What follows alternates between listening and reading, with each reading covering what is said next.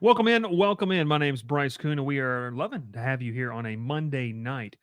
As we get ready to talk college football, week 2 has come and gone. We've had 3 full weeks of college football, and we're starting to gain maybe a little bit better idea that this is probably going to be a pretty chaotic season. My name is Bryce Koon. Make sure you hit that like button, subscribe to the channel. I've got Ralph and Will waiting in the wings. This is the Crowded Booth, and we'll catch you here in a little bit. Pile in here and make yourself feel at home.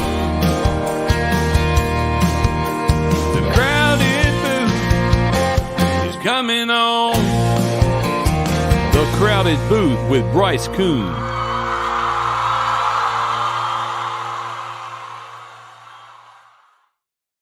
All right, lock it in, lock it in. Welcome in all the people talking college football here on a Monday night. My name is Bryce Koon alongside Will Manis and Ralph Leary. Differing emotions on the show tonight. You're going to get to see those raw and uncut, especially from the man who is not wearing the white hat on the left, but he's still on the left of your screen, and you'll be able to see and hear what he has to say. Will, I just thought it was absolutely hilarious, and this is not piling on. I thought it was hilarious that our last Crowded Booth Cuts video was "Is Auburn Back?" and proceeding what this next cut is going to. It's going to be the first one. Like, I'm putting that up tonight. I'm cutting your part, and we'll talk about that obviously tonight. But fellas, week 2 college football has come and gone. Will. Well, no, Will, we're not starting with you. Ralph, we'll start with you. Week 2 of college football really was kind of on paper a slate that I think a lot of people were like, okay. Turned out to be a pretty fun weekend. And even the games that were marquee didn't really live up to the hype. Obviously, Texas, Michigan was kind of a blowout, but outside of that, pretty fun college football weekend. Yeah, there's a lot of underrated games that came into play. Obviously, I think one that a lot of our viewers really, don't want to talk about, but again, that kind of overlooked was Georgia Tech with Syracuse. I mean, turned out to be a really good game. I mean, no matter where you look at it, both teams played extremely well. One team came out better than the other, which is how it happens every week. But overall, a great weekend of football. My game obviously is a different story for some people, but yeah, I enjoyed all the games I watched. I got to watch the Auburn game with Will. That was really a fun experience. So, hey, sometimes it works. It works for both games.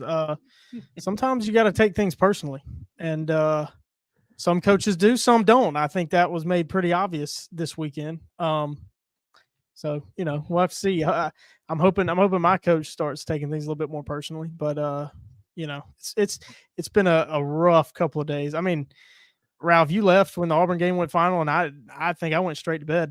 I mean, I didn't watch any of the late games. You mentioned to me that you said to me, I'm probably going to go to bed after this, and I don't know in my head. There's no way he's still filled with anger. He needs to get it out.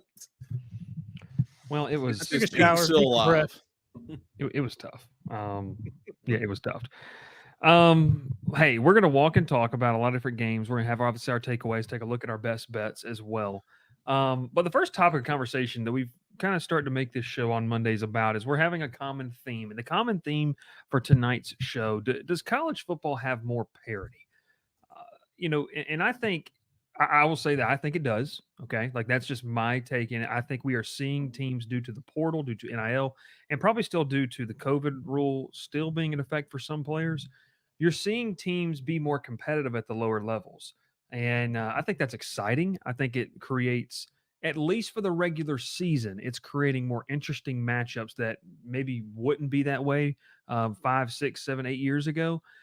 Now, for the postseason, do I think it's going to matter a lot? I don't know. And the biggest one I can point to is in the game, it was my game to watch last week, was Tulane against Kansas State. And you talk about a program that in Tulane, typically under coaching hires 10 years ago, new coaching hires, we would sit there and say, okay, well, he's got to get his guys in. He's got to be able to improve this team or get his group of players in there. And what did we see on Saturday? We're seeing a group that, hey, they've got a really fun group they play with. One of the favorites in the American Conference and one of the darlings to potentially have that group of 5 spot in the college football playoffs. So I don't know. We'll start with you, Will. I mean, when you look across college football, at the top, okay, yeah, there's still the Georgias, the Ohio States, that the legitimate national title contenders. But kind of once you get to tier 2, tier 3, tier 4, we're starting to see teams kind of muddy up the picture because, hey, so and so's on his third school, but now he's a grizzled vet and he's exactly what that program needs. Uh, you don't know it, but everything that you just said right there just is making me angrier. Because there is a certain second year coach that today is trying to blame um, lack of quality on the roster for a performance on Saturday, which is ridiculous, in my opinion. But I'm going to disagree with you. I don't think that there's necessarily more parity. I think you mentioned the tier 2 and 3 teams getting muddied up. I think they were always muddied up. Obviously the tier 1 is at the top. They're not going to slip up, but you see these tier 2, tier 3 sides, they slip up because there's still quality players and definitely quality coaching at the lower levels. And, hopefully with the new rule changes, allowing more coaches, that won't change because it's going to make even less parity. I mean, you see your quote unquote blue bloods at the top there at the end every single year. So I'm going to disagree with you here. I think the parity is just about the same. Well, and you mentioned too the postseason. I don't think it's going to change a lot of things. Like I'm just going to go ahead and tell you one of the coolest stories, and we talked about this today at Brian Kelly's media availability is General Booty and ULM. Which, if you kind of go back, Brian Vincent gets named the head coach at ULM, and he was passed over for the job at UAB, and ULM beat UAB on Saturday night. So I think you're seeing. Programs like ULM get to have some excitement in terms of getting quality players that maybe they would have never had a shot at. ULM's going to have a lot of excitement come November. They're going to get paid and get a W in November. Oh, it's interesting. Ken says, I think it has more parity than actual parity. That actually might be true. Ultima says, outside of Texas, Georgia, Tennessee, and OSU, no one looks overly stout yet. Ralph, your thoughts on this? Is there more parity? Is it an example of teams being able to benefit, or is this just kind of how it always is? We're just seeing different teams, kind of like what Will said, maybe just different teams kind of rise above over the others right now. I think you're right. If you go to look at the South Florida Alabama game on Saturday, you saw a lot of those guys who were at Power 4 schools last year, who weren't playing very much, or wanted to change the scenery and went down to South Florida and played for Golick down there. And last year we saw Alabama play them at South Florida. You thought, man, Bama looked bad, but they sat Milrow. They played the other two backup quarterbacks. Just couldn't get anything going. It was overall a disappointing performance, for Saban especially. And then you're thinking, well, this year it's going to be an absolute blowout, and it was. The first three quarters, though, it wasn't. Final score is all that matters. I love Will. I know you had a rough Saturday. It's okay. It's gonna be okay.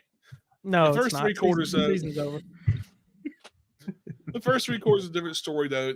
From that game, I agree, though. Will, the final score says a lot, but for three quarters, South Florida had a chance to win this game, and if their quarterback wouldn't overthrow every single receiver that was open deep wise, they had a chance to win that game.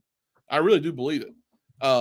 But you see all these smaller schools getting chances to make a name for themselves. I thought App State last past weekend was going to have a chance of taking Clemson to final minutes of the game. Clemson went out there and showed them, flex their muscles and showed them they're not going to get just overlook App State. They went out there and beat the absolute brakes off of them in the first quarter. Cade Klubnik and company was killing them. So normally I would say probably know this, but the past 2 or 3 years you see some of these smaller schools growing and getting better. You think in the past that Boise State being the only small school that really ever did anything, and you had Boise State and Tulane, Memphis now, and I'd say Troy, but Troy looked horrendous on Saturday, so I'm not going to use them in reference to this. Well, and you kind of mentioned right there, Ralph. I mean, you talk about these different games and USF Alabama. I mean, that was one that the final score obviously does not. I don't think it indicates how close of a game that was through three and a half quarters. But look, when you look at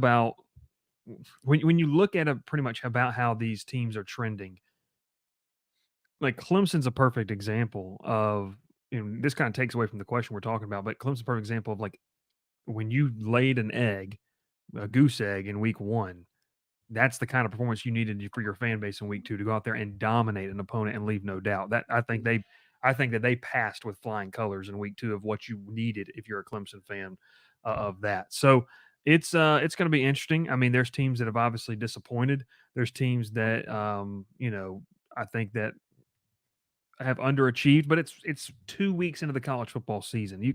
You can't build a narrative around what a team is right now. You're gathering data points now. I know Will might want to gather some. He feels like he's got plenty of data points and probably does to a certain extent.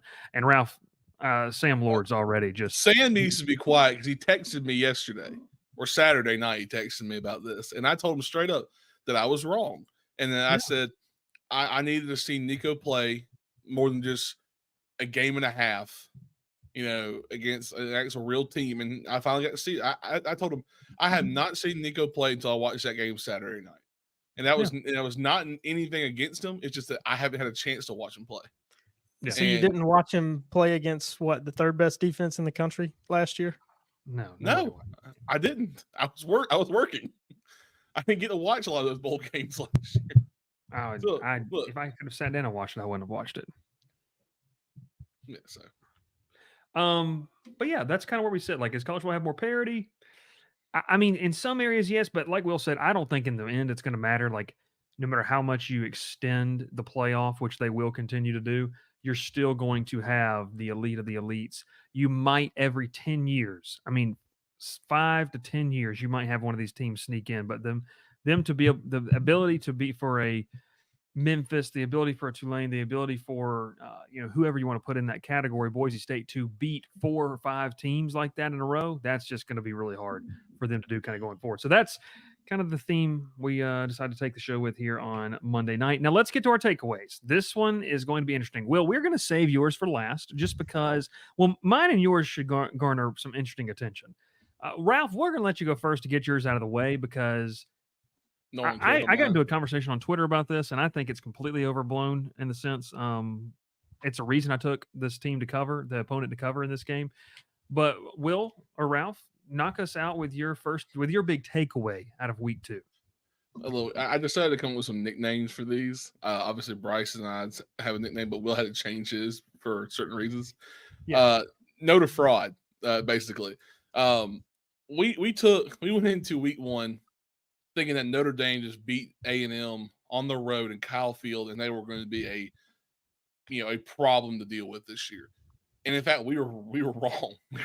I want you to preface by saying we, because I didn't say that, but I didn't say. I'm saying people in general. Yeah. Game Day said it. They were saying that their biggest takeaway was that Riley Leonard and Notre Dame looked amazing. That was what Nick Saban said. Yeah. I'm saying we, as in the general of college football, were expecting them to be good this year because they were supposed to be. This is a team that we all thought was going to be better with Riley Leonard at quarterback, a more of a veteran receiving group, and a good running back crew, and a good offensive line. We were wrong. Everyone was wrong about it. Northern Illinois just came to your home field and beat you. It's embarrassing for Notre Dame. It's embarrassing for Marcus Freeman. I saw people on Twitter saying it's embarrassing for Brian Kelly because that's the guy he basically mentored to become a head coach. And they just got beat by. I'm going to tell you this. I'm going to tell you this right now. This is just here. We'll come back here. Little insider knowledge. I was on the field for Saturday night's game, and the person that I know on staff, he and I were talking, and he said that they watched that game go final before they kind of took the field for warmups, and that there was a small fist pump by the head man when he saw Northern Illinois kick that field goal to win. So I will say that, but keep going. But either way, yes, he might have some anger toward Notre Dame. I'm still thinking he wants to see Marcus Freeman succeed. I really do. But when you have your quarterback who you got in the transfer portal, who was really good at Duke last year, got banged up for a lot of those games, but still played really well. 2 interceptions. A lot of those were lazy throws. They just looked like they were just trying to they weren't trying at all against Northern Illinois. They overlooked them. They played horrible. Defense looked terrible. Your running back, the running back for Northern Illinois, and I had his name pulled up. Now it went away from me. Ontario Brown, who had 2 catches for 126 yards and a touchdown, 20 carries and 100 yards, no touchdowns. You let a team that shouldn't even got close to winning this game win. You played a piss poor offense, or a piss poor defense and offense for a group of 5 school. You played piss poor. You looked terrible. You didn't move the ball at all. It's an absolute disgrace of watching what Notre Dame did on Saturday. Yeah, no, I'm with you. I mean, it was bad, and I had said, like, I mean, it wasn't my best bet, but I did take Northern Illinois plus 28.5 because I just didn't think they were very explosive in week 1 against Texas A&M, and I thought that would come back to haunt them. I think they have a good defense. I think that they've got a solid running back. I don't know how explosive Riley Leonard is going to be for that offense. I think he's a good leader, but we'll just have to kind of see. I don't know. I mean, Notre Dame. We'll see. I mean, what they do going forward, but I wouldn't. We'll see. I wouldn't go as far as to say Notre Dame's a fraud because this is who they are. I mean, this is what they've been the majority of the years, the last 30 years, maybe. I mean, Bryce, you said it today. They average 8 wins a year. They tend to just be a program that loses a game that they shouldn't lose. Yeah, and it keeps them from getting to that championship level. So I wouldn't necessarily say that they're frauds. It's definitely a letdown after the big game last week, but they play up to competition and they also play down. And that just that's what the program has been for the last 20 years. Yeah, 20 years. I had to do that math. I was in a conversation with someone on Twitter about it yesterday. 8.65 is the average, the wins that they have. They've got a 3-win season. They've got a couple 12-win seasons. Kind of the point with that, though, that you were mentioning, Will, with Notre Dame is that these – you hear a lot of they're overhyped, they're overrated. Well, here's the thing. Per who? Per their fan base? Well, of course the fan base is going to sit there and say they should win a national title. I mean, like, you have to pay attention to where the message is coming from.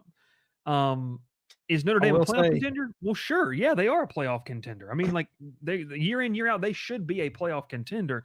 National title contender?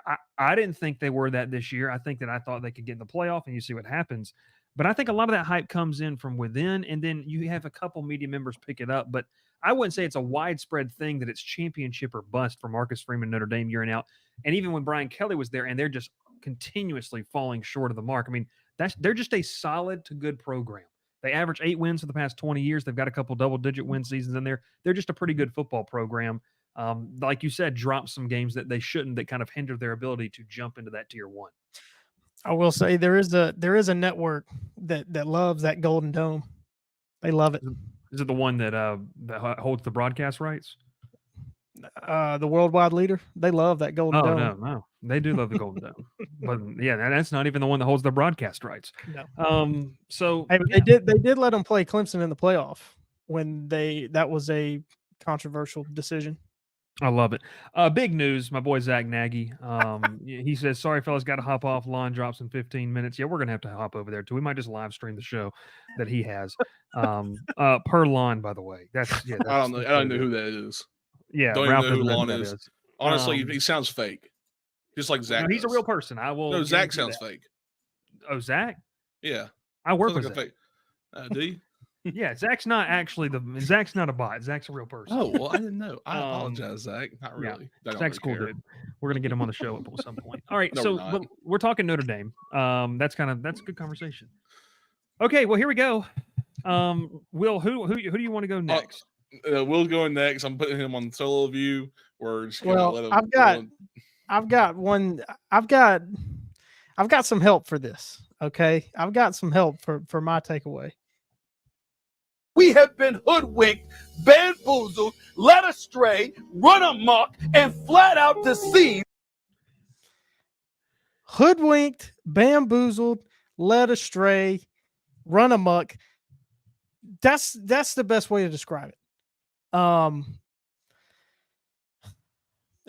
It's only been 2 games, but I feel really confident saying that Auburn's season is over. I mean, Auburn is. I'm not being Debbie Downer. I'm not overreacting to this. I probably am, but I look at Auburn's schedule and I don't chalk any of these games up for a win on the schedule the rest of the year. Y'all been laughing at me about Notre Dame, or not Notre Dame, Vanderbilt. I'd pencil that one in. I would pencil it in. Jerry Kill, Diego Pavea, they're going to get Hugh Freeze for a third time. And then, just an hour before we've come on our show, Hugh Freeze was doing his weekly radio show. He called New Mexico a scary team. You know how scared that makes me? That he's calling a team that lost to Montana State scary? It was a complete and utter really disaster offensively. I mean, all the talk has been Auburn's got the wide receivers. The offense is going to be better. The offensive line is going to be better.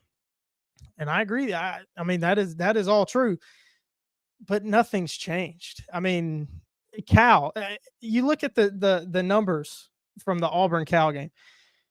Auburn ran it 4 yards a carry, and I've been saying, y'all have heard me say it many times, it's in Auburn's DNA. You have to run the ball. Auburn ran it 30 times. They threw it 27 times. I like the balance, but the passing game wasn't working. I mean, Peyton Thorne, he really threw 6 interceptions. 2 of them were called back, so he has 4 officially. It was just an offensive disaster in so many ways. And nothing has been said to give me confidence. The only thing that gives me confidence is the adjustments DJ Durkin made with that defense going in. I've been saying, the secondary is young. The secondary is probably the weak spot of the defense, and it was, and that was the game plan, was to try to protect the defense. But it got Cal into a rhythm offensively, and then Auburn just couldn't. When they made the adjustments, started locking down the short passes, it was better. But I mean, my takeaway, yeah, Stephen A. said it best: hoodwinked, bamboozled, led astray. I was expecting a lot better. Expecting much better. The play from a fifth-year senior quarterback is the most appalling of all of it. I mean, the confused looks back to the sideline after incomplete passes just was. I can't even really put it into words. What more? And we're going to take this for as long as we can take them. We've only been live for 20 minutes, and then I'll go another 20, 25 minutes with what I'm going to say.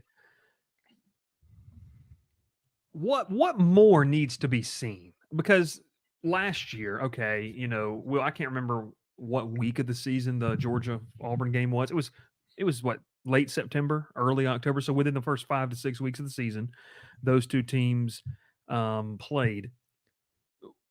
Auburn has data points. Hugh Freeze has data points. And I said this, and I'll say this again.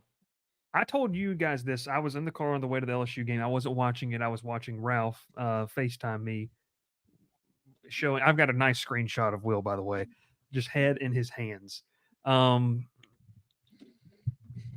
What more do you have to see? I mean, at this point, it's got to be a pride thing, right? Because you've stood by him publicly. It's 100% a pride thing. And you just can't swallow it. So look, the conversation in the press box at LSU was this.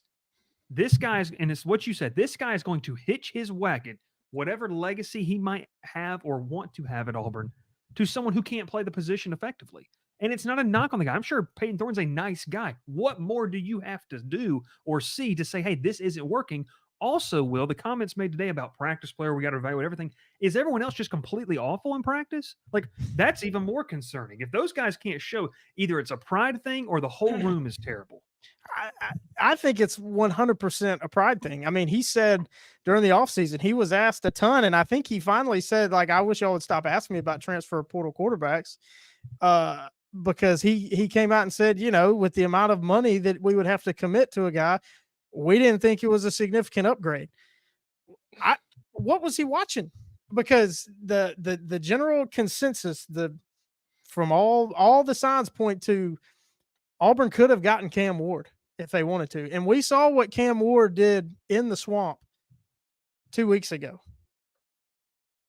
He wasn't good enough to play at Auburn.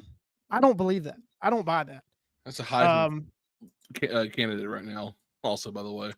I mean, yeah. And, I want to bring up Altima's comment. I think we all knew it would take some time to fix Auburn. Keep your head up, Will. The recruiting is up. As long as they give Hugh a couple more years, it will pay off. My concern, there's an SEC program in the same position Auburn is in now 1 year ago, Florida.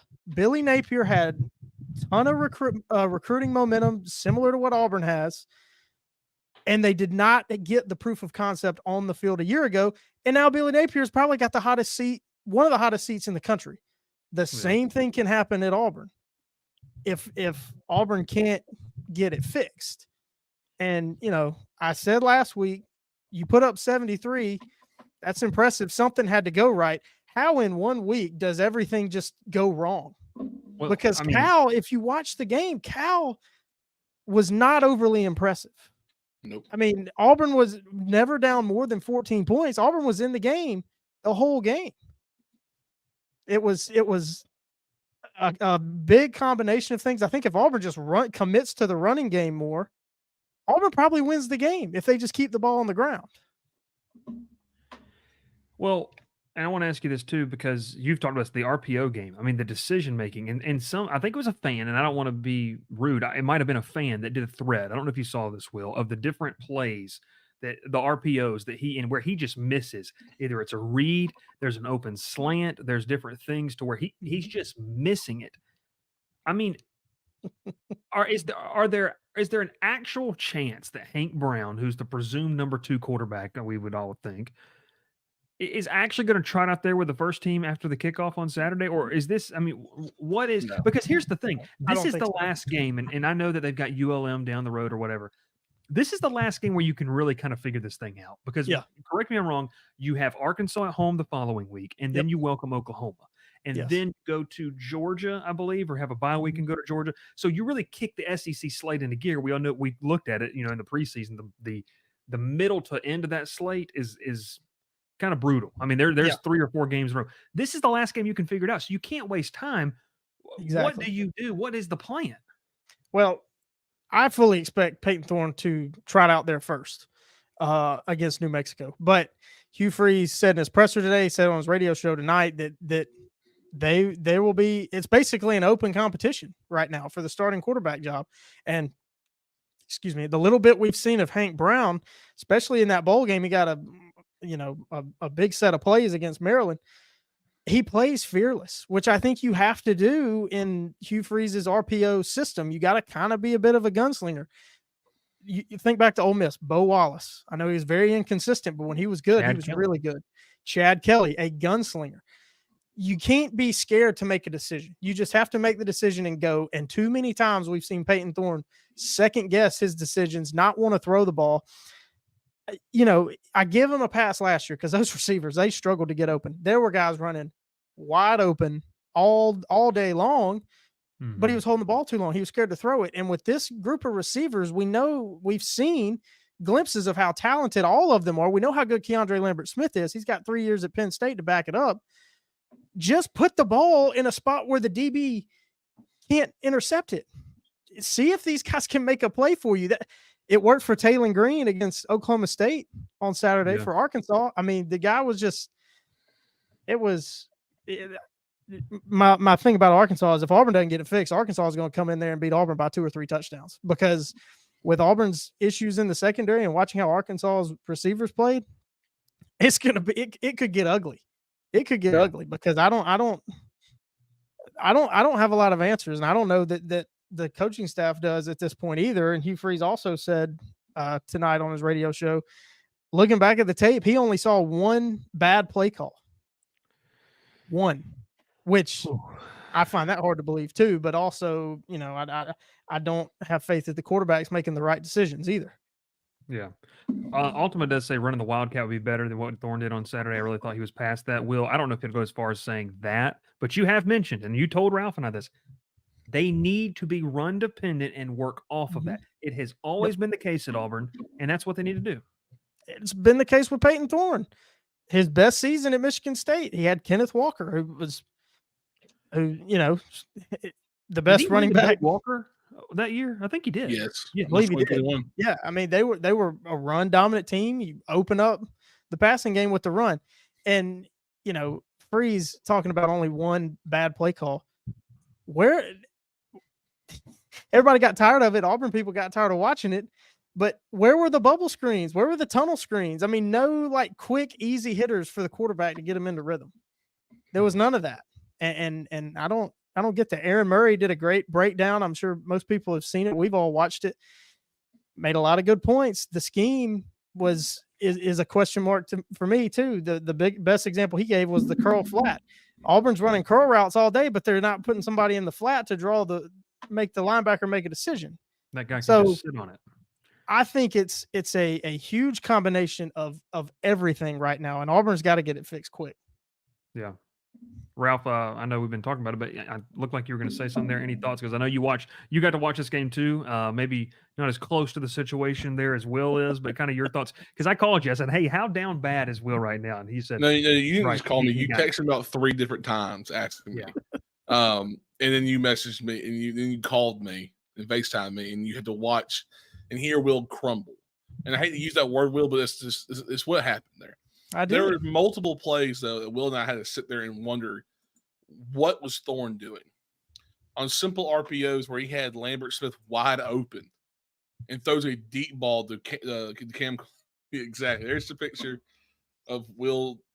That was probably after the 3rd interception. I'm pretty sure it was. But he had Lambert Smith wide open and throws the deep ball instead, and it gets intercepted. I'm pretty sure, and that was the interception. Well, I'm pretty sure that's the one. And it was a horrible performance because you ran the ball so well in the first half. I think the stat came up in the first half after the first 5 or 6 plays in the third quarter was Jarquez had over 4 carries, 33 yards, and then first drive in the third quarter, 4 carries, 38 yards.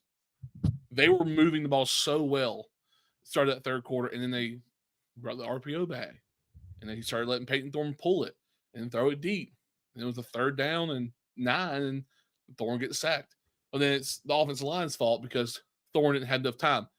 When you're just sitting back there the whole entire time, not moving around, not hitting your check downs, you're not going to have time. I think Thorne was just looking for a deep ball throw every single time. He could do that week 1 when they're playing Alabama A&M, not playing anyone really good. But yeah, again, a team that's Cal's not horrible. They're not some rundown, random team. They got players. No. Yeah. And they guys played very well. They played a great game. Props to their coaching staff. They coached a very well game. They coached Auburn was outplayed and outcoached. I mean, you got to give credit to Cal. I mean, their defensive brain trust, I think, is one of the best in the country. And it's really, people don't talk about it. Justin Wilcox was a great defensive coordinator, had a really great defense at Wisconsin for a couple years before he got the Cal job. Defensive coordinator Peter Sermon, another really respected defensive mind. So they know what they're doing, and they did a great job putting their players in position to make plays and win the game for them. But Auburn's got to do better. You talk about the running game. We've talked about it. Auburn's got to run it more. It's mind-blowing to me how it's clear that the strength of this offensive line is running the ball. They're really good at run blocking. They get downhill and they pave the way, but you still are not running the ball enough. I mean, it's hard to watch. It's hard to watch. And there was hope from the just explosion against Alabama A&M, and then they turn around and only can put up 14 points at home against Cal, who on paper you have a better roster than. Yeah.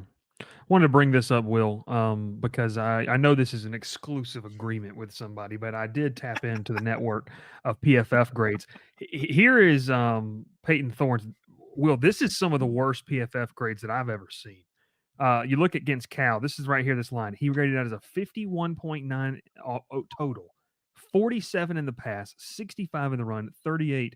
And this is obviously kind of a fumble category they have. Well, this is brutal. I mean, it's absolutely brutal. I'm going to take this one step. I don't know that I've ever seen that grade before. It's pretty awful. They certainly don't post it, but yeah, I'm going to go back to this because this is kind of a pressure in depth.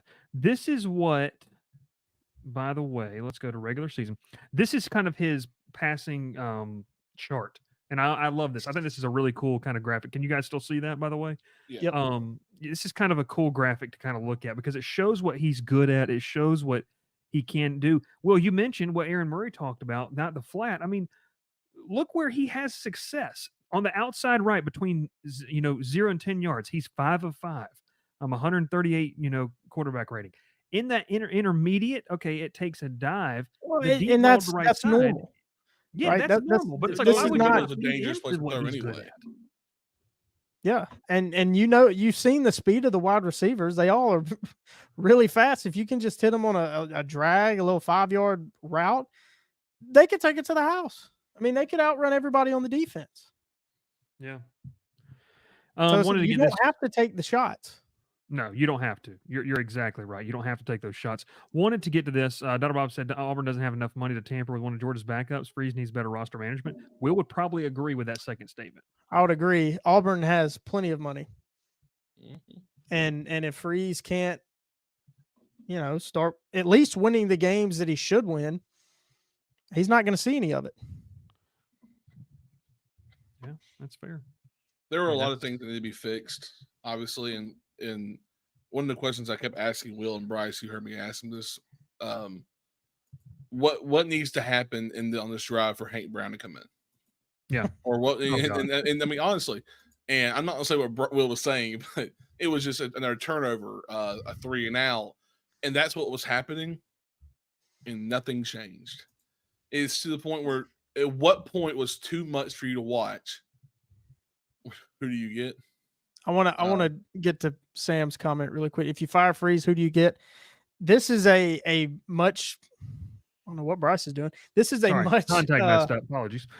a much bigger problem, right? A lot of Auburn's problem is the lack of continuity on the coaching staff, whether it's head coaches, it's changing coordinators every year. That has played a huge part, I think, in the development of every player, not just quarterback, every player at Auburn. The last, I don't know, since probably 19. I think Auburn has had a different offensive coordinator every year since 2019. Or it's let's see, that's what, 5 years ago. They've had 4 offensive coordinators in 5 years. So that does a lot. And then, the perception is, I know a lot of people try to argue for Auburn and say, well, Auburn's Auburn. Coaches are going to take the Auburn job because, one, and it's Auburn, it's a big school. You can win a championship there. And two, if you don't win, they fire you and you get a handsome payout. Mhm. But I think if Auburn continues this chopping and changing, no head coach that could win a championship is going to want to come. So Auburn is really not in a position to change coach. They kind of have to stick with Freeze just to kind of save their perception. That's fair. I mean, that's fair. I mean, you have to stick with them, but you also, I would say too, you also can't. How much longer can you prolong this? Because I mean, I know you were upset about it, but I mean, it's do or die. Like, it's a lot like we talk about Georgia Tech. Like, there are teams that are middling that you're going to get left behind in the grand scheme of the big world of college football. Auburn's going to have the money, but if they can't utilize it correctly or utilize it at all, where is the end point for this? Like, I think this week you have to know who your starting quarterback is going into SEC play. Yeah. Well, remember, this is Freeze's 15th game? Yeah, as Auburn's head coach. Mm-hmm. And he has said, maybe not since day one, but for quite a while, give me until 2025. 2025 is when we'll start to see the changes, because he can filter out all the players he doesn't want and get the players he wants in, which is a great point, and it is in line with how recruiting is in the state of Alabama, which he's made that a huge emphasis, as we've seen for this class 2025.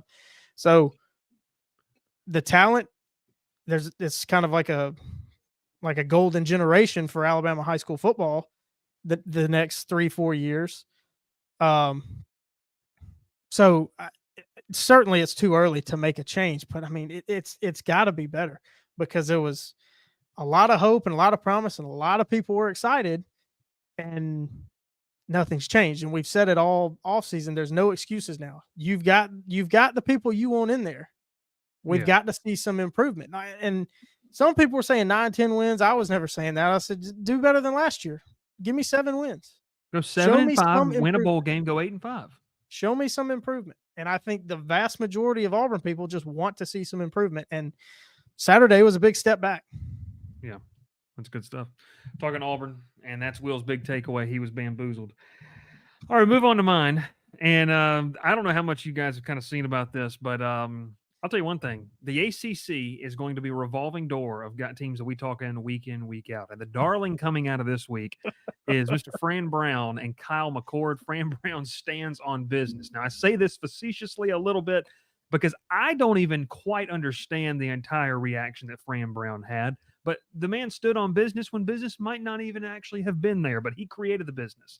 I want to preface it with this before we get into it. Ralph, we got that down there.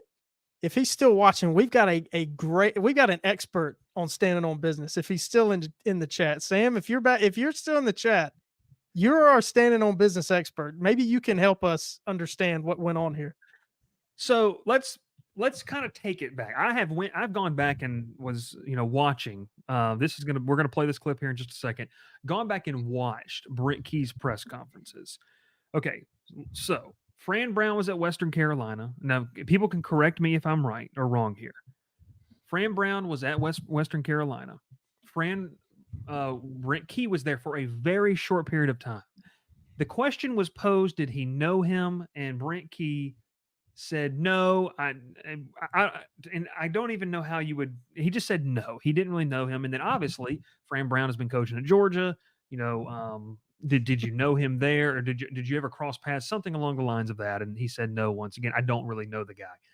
And then the question was posed, and I don't want to quote Brent Key in this, but he's pretty much said, while you can worry about scheme X's and O's, we have to go be the tougher team. Okay. Face value, there's nothing wrong with those comments. He said he didn't really know the guy. Okay, well, it is what it is.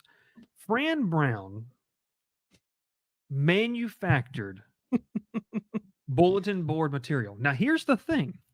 It worked. Syracuse wiped Georgia Tech up and down the dome on Saturday. The final score may tell you something. I get that.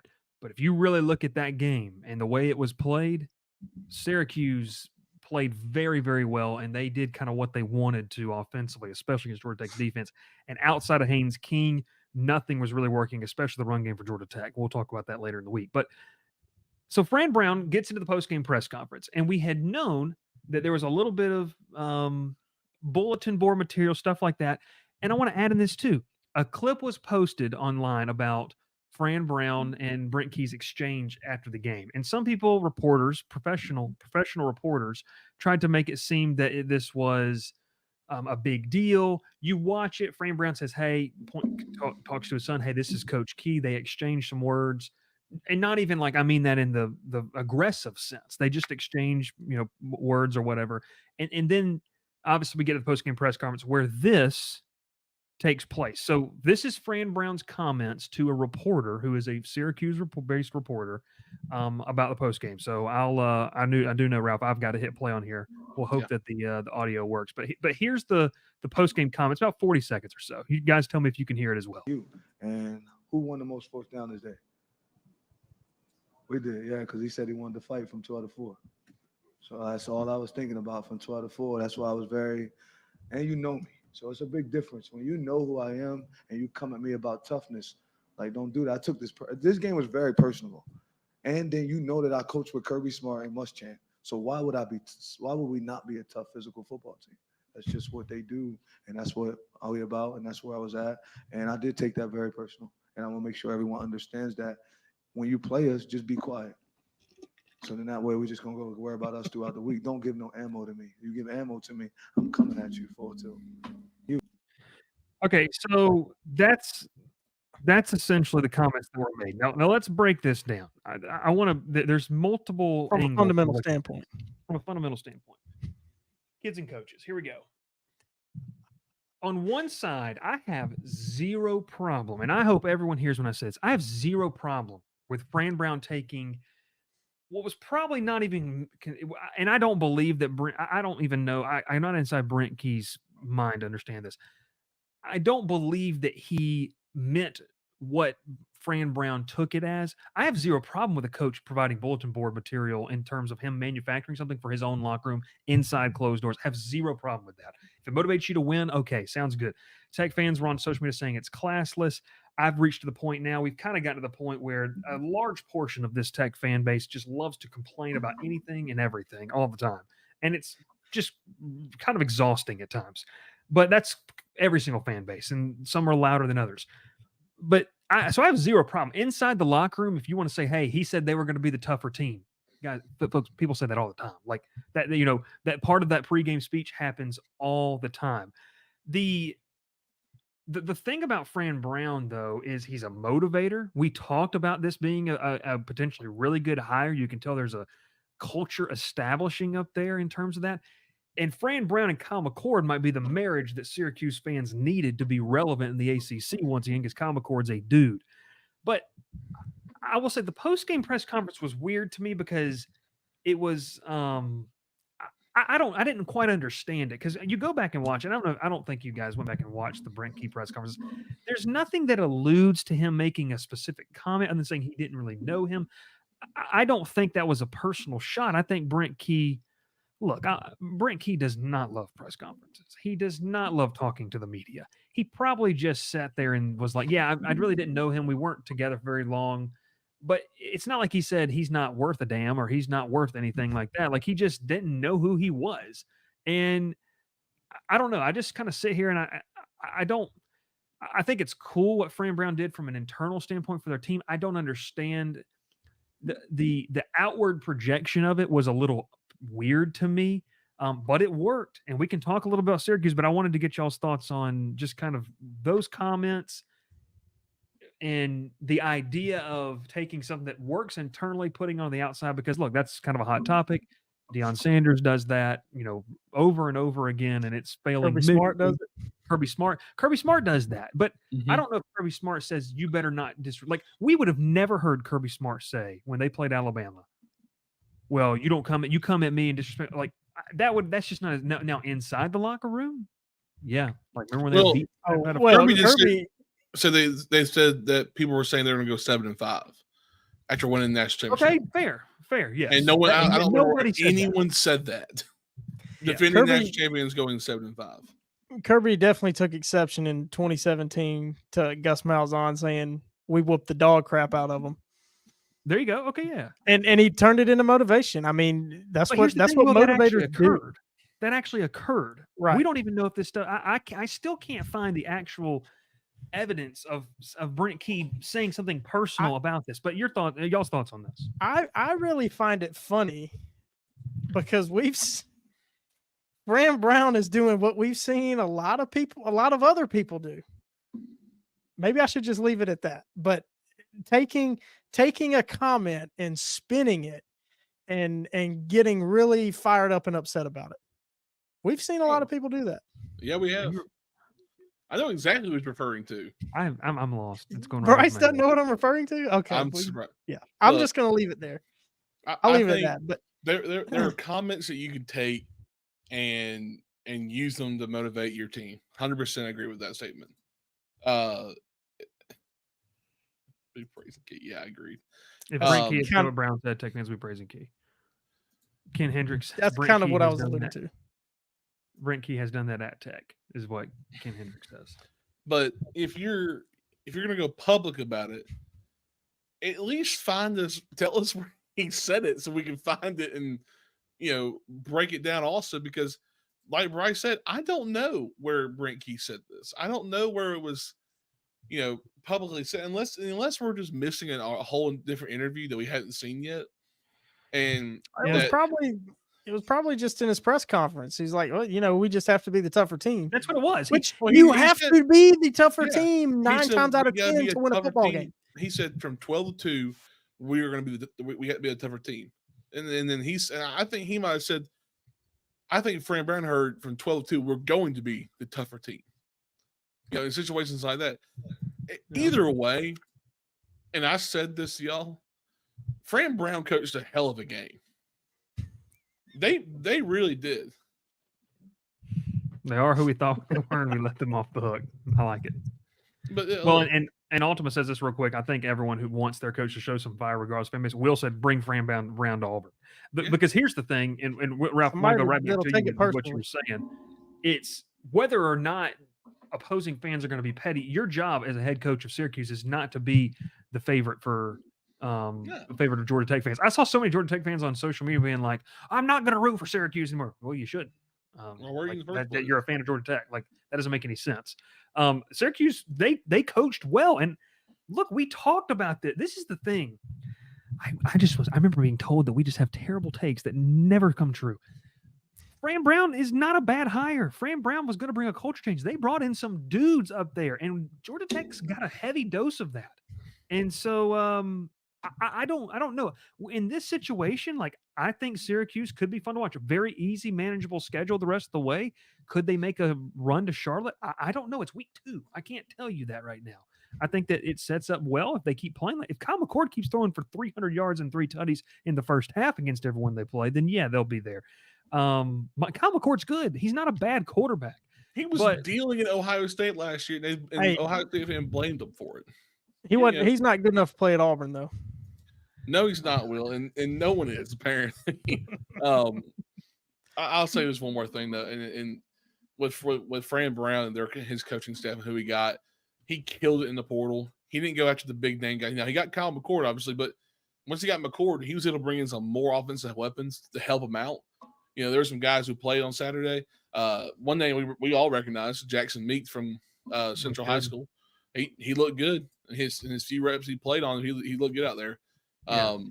But he had, it looked like Georgia Tech could not get any pressure. I think Fran Brown found a way, obviously, to fire up his team, to fire up this fan base, win a big win at home, and going off of week 1's performance against Ohio, giving up so many rushing guards and almost losing to Ohio, and then coming back and playing a conference team and just completely flipping the game.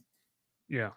If you could take this however way you want to, he did the right thing. He got his fan base fired up. He got his team fired up. They won a big game at home, and now they have the rest of the season to continue this on, and then maybe like you said, maybe make a run to Charlotte. Maybe they do. Maybe. No one's saying that they will, but it's week 2. We're saying maybe. Also, it's the ACC. Who has shown that they're any good consistently? Boston in 2 weeks? College. Nobody. Boston Miami, College. Miami, and Boston College. I don't know. It's not a. I don't understand. I'll just say this. I don't understand the outward projection. It's just, folks, like, you got to keep the same energy both ways. If Brent Key did that, let's play the hypothetical. Because I'm telling you, this actually happens. Whether you like it or not, and you think, because a lot of people, a lot of fans of different teams, they like to sit up there with their tea and they like to poke the pinky out and think that they're just better. They're more high class. The high class teams, you go 5-7, you go 6-6, and you play in the Music City Bowl. The teams that have a little edge to them. I'm sorry. Hey, that's the last bowl game Auburn won. I'm sorry. Apologies. But here's what I say with this is, like, if your coach, who, regardless of what team you're thinking of, if you got that fired up and manufactured, they'd make T-shirts the next week about it. That's what they would do. That's exactly the students actually be wearing T-shirts about it. So it's all about who. It's the same conversation that I have when it comes to different showboating or something like that. If you don't like it because a rival team does it or another team does it, imagine if it was your big player that did it. You'd love it. You'd eat it up. Well, Bryce, like you said, always, if you don't like it, beat them. Don't let it happen. Don't let them get up there and say that. Yeah. Beat him so he has no reason to say. I don't have a problem with taking a comment. Okay, go back to that hypothetical scenario. Let's go ahead and go into this. I guarantee you there's some Georgia coach, okay, sitting here at the end of the season when they play Georgia Tech at the end of the year saying, guys, they don't belong in the same class as you. They don't but people are going to take that personal. That's called motivational speak. And I guarantee you, if that ever got wind, That's posted in the locker room. Brent Key is would blow a comment out of proportion to a motivated team. Every single coach does that. The difference is Fran Brown went public with it post game, and that to me was a little weird. But that's his style. And like Dr. Bob said earlier, he said, I can't wait to see what Brown says when they lose to UNLV. If they do, that's the territory Fran Brown wants to be in as a head coach. So he's going to have to learn how to roll with when it wins. It's fun. When it's lost, you got to take it on the chin. Different coaches are different, but I guarantee you everyone tries to blow out comments, press comments, whatever it is for motivation for the other team. Perfect example. Brian Kelly mispronounced Dylan Edwards' name today. The all ridiculous freshman defensive end that South Carolina has. I saw, and within 3 minutes, South Carolina fan pages saying he doesn't even know who they are. Because that's the kind of stuff that's misconstrued. It's fodder, it's talk, it's conversation like that. It's not personal. Everything is not personal.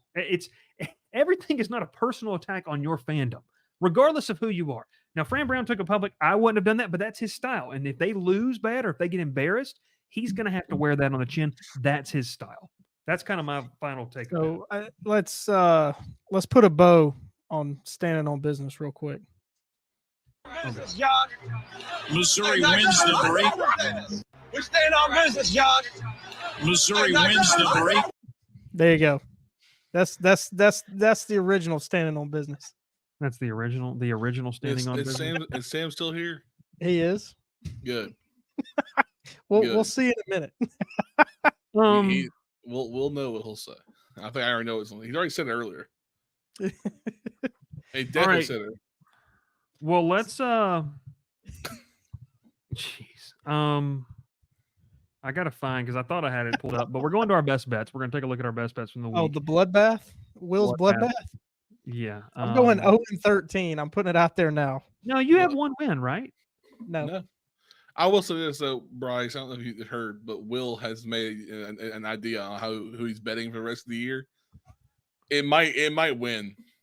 It might win some. I ain't gonna lie. He might win more than you think. Hey, Dr. Bob, if you're watching, I just requested access to that document. Yeah. Will Jonesy, I won last year. Jonesy, wasn't I 9-3 last year? Awful.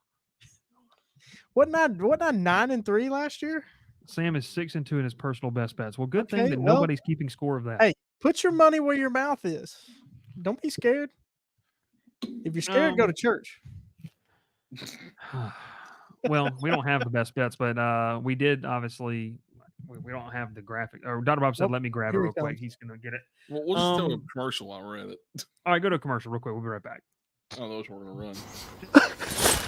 Your soap is ugh, and your body wash is a synthetic detergent. But you're not a dish. You're a man. Switch to Dr. Squatch Natural Soap for Men. For men who build things. Open pickle jars on the first try. Slay dragons. And let their daughters braid their hair. Men who like to feel good and smell titillating. Dr. Squatch takes you places you never thought you'd go. Naked. Still requesting access to that document there, Dr. Bob. For some reason, it's not letting me get access to it. All right, we'll run another ad. Oh, I got it. Never mind. Here we go. Okay. We're live. All right, so into week 2. Here we go. Let's take a look at where the fellas stand. Ralph and myself, we are sitting dead even at what, Ralph? 2-1 so far on the young season. Yeah. Obviously, right there, I thought it was easy money. I told you that right there was an absolute bloodbath. Yes. And you know what? And easy Bryce, money. Another possible Auburn quarterback showing how good he really was. Yeah, Also, Jordan McLeod not good enough either. Yeah. Hey, by the way, Ralph, the team that won my game and the team that won your game facing off on Thursday Night Football. I know. That's I gonna saw be that. one. It's a That's good gonna be game. fun one. Texas State, I had them at -1.5 against UTSA. You fellas can see this, right? Just want to make sure I'm not talking to the wind. And then, obviously, they won 49-10. Ralph said took Mississippi State at Arizona State. He and I were kind of keeping tabs on that game. Narrowly covers. Arizona State does with a 30. First half was a different story. That game. And then we go to Will's, and you just see what Will's was. It was A bloodbath. -13.5, and Cal not only covered, but they won outright. A bloodbath. So that's that. That's our best bets of the week, as we always appreciate Bet Online for getting those lines for us. And make sure you check out Bet Online. Use the code BELIEVE for all your best bets that you need this football season. Hey, real quick before we get out of here, we got Hurricane Francine embarking on the Baton Rouge area here in the next 24 to 48 hours. So the plan is to try to go live on Wednesday night, but we'll see if we have power. I had to go to Walmart today, and I spent an hour and a half in there trying to find water. And it's nuts. It's crazy. Dr. Bob said he would drop off some water at my house if need be on his way to work. But yeah, so we'll see. Tentative show plans. Wednesday night we'll be live previewing week number 3. And fellas, maybe, just maybe, depending on show scheduling, we might go live on Saturday night. I don't know yet, depending with looking at some games. I don't know. Ralph says he's not going live. Look, but any reason for me to not have to watch Auburn, I'm in. yeah, that's never going to happen. And so yeah, there we go with that. The question, that comment. We'll just talk for about an hour on Saturday night. Ralph, you're not available Saturday? No. Well, Dr. Bob said Bryce can do it at my house if there's no power at Bryce's place on Wednesday. Saturday, I'll be in Columbia, South Carolina. We're gonna be on location. So South Carolina LSU college game day, wild the college game day is going there. But yeah, gonna be a lot of fun. All right, folks, fellas, Will Manis, Ralph Flair, my name's Bryce Koon. Thanks so much for watching, and we appreciate you. Like, subscribe, follow us. We'll see you next time here in the Crowded Booth. Pile in here and make yourself feel at home. The Crowded Booth is coming on. The Crowded Booth with Bryce Koon.